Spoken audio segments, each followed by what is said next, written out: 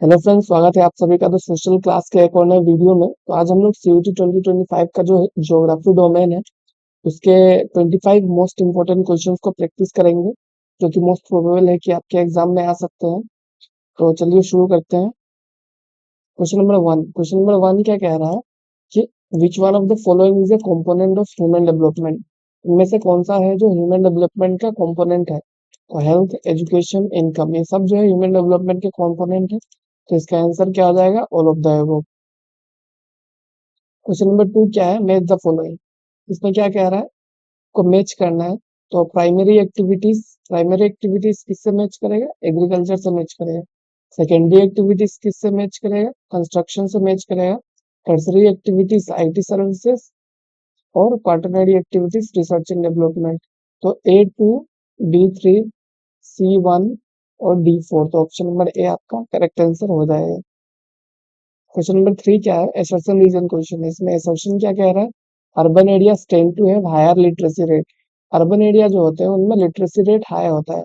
Reason क्या दिया गया है? Urban centre provide better educational infrastructure. Urban centre में जो एजुकेशनल इंफ्रास्ट्रक्चर है वो ज्यादा अच्छे होते हैं।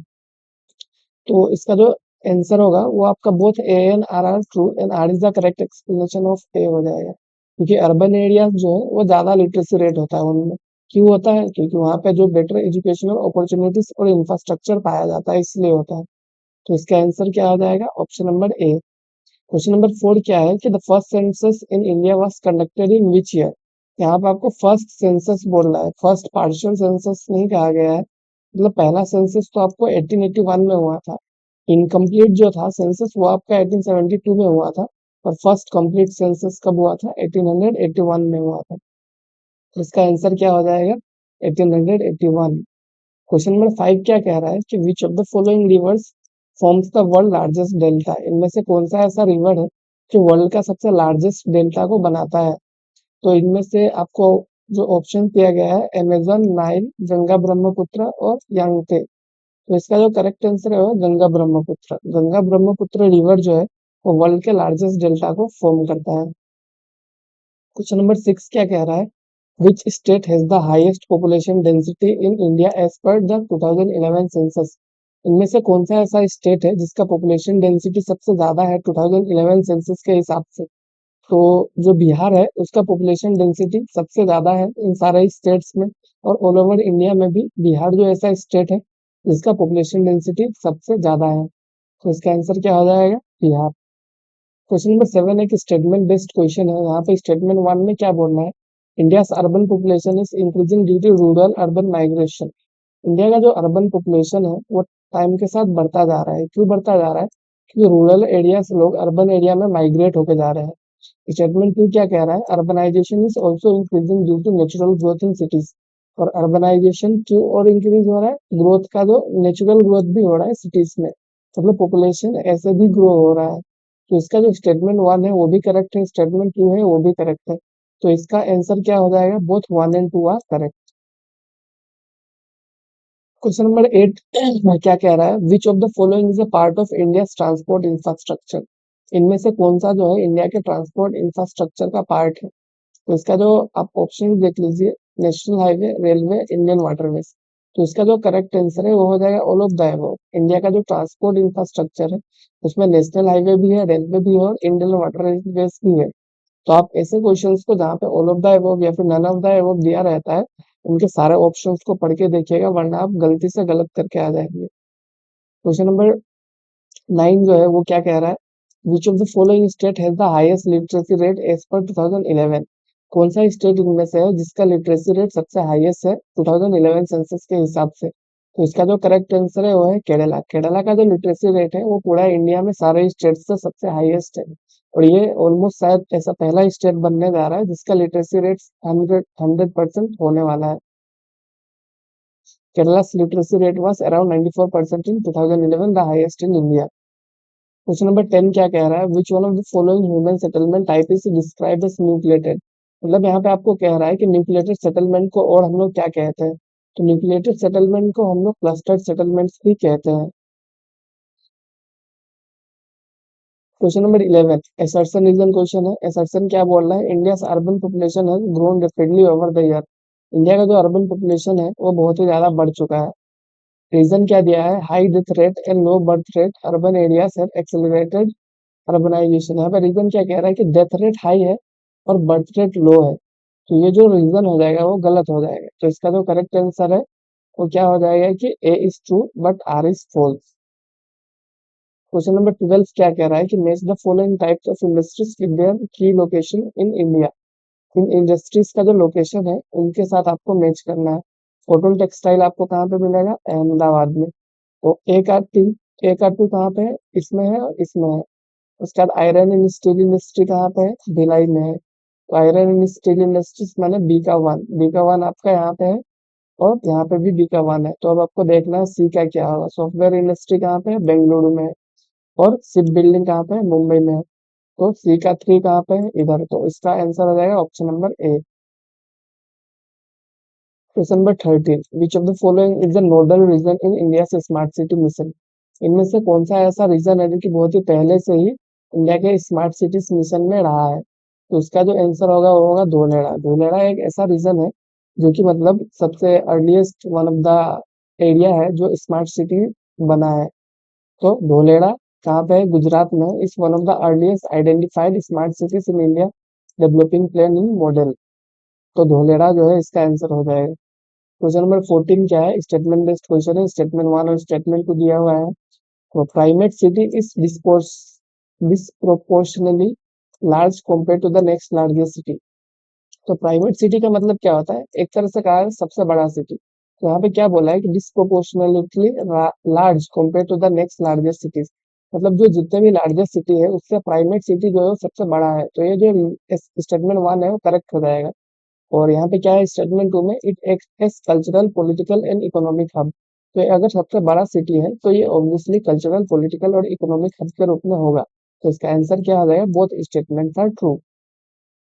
क्वेश्चन नंबर 15 है, which of the following sectors is part of tertiary activity. इनमें से कौन सा ऐसा सेक्टर है जो कि टर्सरी एक्टिविटी का पार्ट है। तो टर्सरी एक्टिविटी का पार्ट कौन सा है इसमें, फिशिंग तो आपका प्राइमरी हो जाएगा, माइनिंग भी प्राइमरी हो जाएगा, बैंकिंग जो है टर्सरी होगा और एग्रीकल्चर प्राइमरी हो जाएगा। तो इसका आंसर क्या हो जाएगा, बैंकिंग। बैंकिंग जो है वो टर्सरी सेक्टर एक्टिविटी का पार्ट है। क्वेश्चन नंबर 16 क्या कह रहा है, which is the main objective of watershed management. Watershed management का आपको जो मेन ऑब्जेक्टिव है वो पूछा गया है। तो वाटरशेड मैनेजमेंट का मेन जो ऑब्जेक्टिव है वो क्या होगा। ऑप्शन ए क्या है, इंक्रीज अर्बनाइजेशन, ये तो नहीं होगा। ऑप्शन बी प्रमोट इंडस्ट्रियलाइजेशन, ये भी नहीं होगा। ऑप्शन सी जो है कंजर्व वाटर एंड सोइल, ये इसका करेक्ट आंसर हो जाएगा। क्वेश्चन नंबर 17 एक असर्शन रीजन क्वेश्चन है। यहाँ पे असर्शन क्या कह रहा है और रीजन क्या कह रहा है उसको ध्यान से देखिए। Pipeline transport is preferred for liquid and gaseous commodities. Liquid और गैस के लिए पाइपलाइन जो ट्रांसपोर्ट मोड है उसका यूज किया जाता है, मतलब उसको प्रेफर किया जाता है बाकी ट्रांसपोर्ट मेथड से। और रीजन क्या दिया गया है, pipeline reduces transshipment losses and are cost effective. जो पाइपलाइन है वो ट्रांसशिपमेंट लॉस ऐसा लॉस होता है कि जैसे कि अभी कोई जो सामान है यहाँ से दूसरी जगह पे ले गया तो उसमें कुछ डैमेजेस हो सकता है, या फिर उतारते वक्त या फिर लोड करते वक्त उसमें कुछ लॉसेस हो सकता है, उसी को ट्रांसशिपमेंट लॉस कहा जाता है। पर जो पाइपलाइन होता है उसमें ट्रांसशिपमेंट लॉस जो होता है वो नहीं होता है, क्योंकि एक जगह पाइपलाइन से आप दूसरी जगह पे डायरेक्ट उसको निकाल रहे हैं, तो इसमें जो बीच में कोई लॉस होने का चांसेस बहुत कम जाता है। और साथ ही साथ ये कॉस्ट इफेक्टिव भी है। तो रीजन भी जो है वो सही है। तो इसका आंसर क्या हो जाएगा, both A and R true and R is the correct explanation. Question number 18 क्या कह रहा है, which is the largest source of commercial energy in India. Commercial energy के लिए लार्जेस्ट सोर्स कौन है। तो आप इसमें आंसर जो होगा वो कोल देना पड़ेगा आपको। कोल जो है अभी भी coal still dominates commercial energy production and usage in India. Coal जो है अभी भी कमर्शियल एनर्जी प्रोडक्शन को डोमिनेट करता है। क्वेश्चन नंबर 19 क्या कह रहा है, which of the following is an example of a footloose industry. तो पहले फुटलूस इंडस्ट्री क्या होता है वो जान लीजिए। फुटलूस इंडस्ट्रीज ऐसे इंडस्ट्रीज है जो कि रॉ मटेरियल पे डिपेंडेंट नहीं है, इनका रॉ मटेरियल से कोई लेना देना नहीं होता है, रॉ मटेरियल कहीं से भी ये लोग लेके आ जाते हैं। इनको रॉ मटेरियल के बेसिस पे इंडस्ट्री को सेटअप नहीं करना पड़ता है। तो इसका जो करेक्ट आंसर हो जाएगा वो होगा सॉफ्टवेयर डेवलपमेंट। कोई सॉफ्टवेयर, अगर सॉफ्टवेयर कंपनी है तो उसको कोई रॉ मटेरियल का जरूरत नहीं पड़ता है। जैसे iron, steel, cement, oil refinery, इनको कुछ रॉ मटेरियल्स चाहिए, तो ऐसे सॉफ्टवेयर डेवलपमेंट का जो कंपनी होगा उसको रॉ मटेरियल का जरूरत नहीं पड़ेगा, इसलिए ये एक फुटलॉक इंडस्ट्री में आ जाएगा। क्वेश्चन नंबर 20 का क्या है, in which region is shifting cultivation known as jhum. Shifting cultivation को झूम के नाम से कहाँ पे जाना जाता है, तो इसका जो करेक्ट आंसर हो जाएगा वो होगा north eastern India. North eastern India में जो शिफ्टिंग कल्टीवेशन है उसको झूम के नाम से जाना जाता है। Question number 21, which transport system is best for the long distance freight movement in India. तो लॉन्ग डिस्टेंस गुड्स का जो मूवमेंट है उसके लिए कौन सा ट्रांसपोर्ट सिस्टम को बेस्ट माना गया है, तो लॉन्ग डिस्टेंस गुड्स का मूवमेंट के लिए जो बेस्ट ट्रांसपोर्ट सिस्टम है वो है रेलवे। अगर यहाँ पे लॉन्ग डिस्टेंस पेरिसेबल गुड्स को अगर दिया जाए तो आपका एयरवेज होगा, पर अगर लॉन्ग डिस्टेंस नॉर्मल गुड्स के लिए दिया गया है तो इजिएस्ट जो सबसे बेस्ट ट्रांसपोर्ट मोड है वो है रेलवे।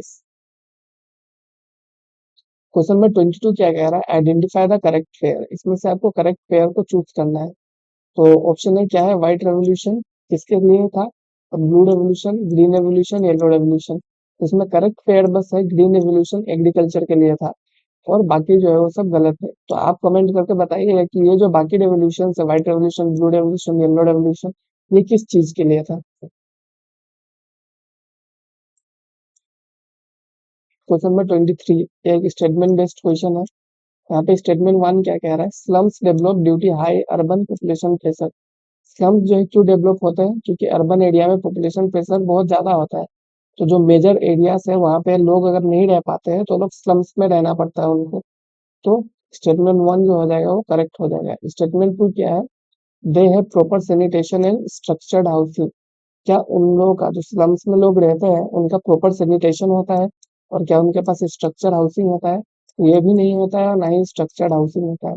स्लम जो होता है वो सबसे गंदा तरह का एक जगह होता है। गंदा तरह का मतलब इस तरह से नहीं कहते हैं, मतलब कि वो बहुत ही बुरे कंडीशन में होता है, वहाँ के जो लोग रहते हैं उनका लिविंग स्टैंडर्ड जो है वो बहुत ही गलत मतलब खराब होता है। तो इसका आंसर क्या हो जाएगा, स्टेटमेंट 1 तो करेक्ट है पर स्टेटमेंट 2 जो है वो गलत है।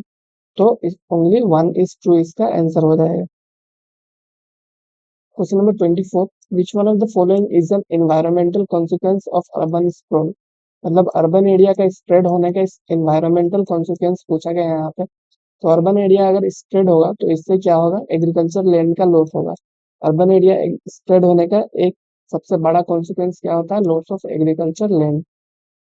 क्वेश्चन नंबर 25 हम लोग आज का last question, which crop is mainly grown in the black soil region of India. Black soil में कौन सा क्रॉप ग्रो किया जाता है, तो ब्लैक सोइल में कॉटन ग्रो किया जाता है। तो इसी के साथ आज का जो 25 क्वेश्चन था वो हम लोगों ने कर लिया। मैंने आपको क्वेश्चंस को जल्दी जल्दी बताया ताकि आपका टाइम वेस्ट ना हो और ज्यादा से ज्यादा क्वेश्चंस आप कर सके। आप और भी वीडियोस है ऐसे प्रैक्टिस वाले वो आप इस चैनल पे ही चेक कर सकते हैं। बाकी आपको अगर अच्छा लगा हो तो आप हम लोग के साथ जुड़ सकते हैं। Thank you, thank you.